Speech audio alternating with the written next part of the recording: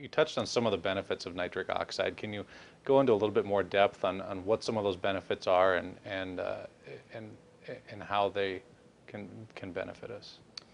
Yeah, really, you know, and probably for the past 15 or 20 years, we thought the first manifestation of nitric oxide deficiency or insufficiency would be high blood pressure. Because as you recognize, if it's the main molecule responsible for maintaining normal blood pressure, when you lose nitric oxide production, really the first response would be high blood pressure. In fact, that's still true in most cases. But we see problems in insulin signaling. So when your beta cells and your pancreas secrete insulin, nitric oxide is requisite for that insulin to signal the cells to take up glucose, to have a GLUT4 translocation to take up the glucose from the circulation. So without nitric oxide, then people become insulin resistant and you develop type 2 diabetes.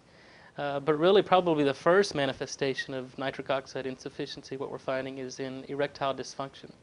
Because what we're finding is ED is really a vascular problem. So when your cells can't make nitric oxide to dilate the vessel to accommodate more blood flow, such as happens during an erection, then you don't get an erection or you have a poor erection. So really that's really the first manifestation of what we think is the first signs of nitric oxide insufficiency. And fortunately, it's not so taboo to talk about it anymore. So you know, it's important that the patients consult with their physician, let them know that, because really it's a symptom of a more serious underlying problem.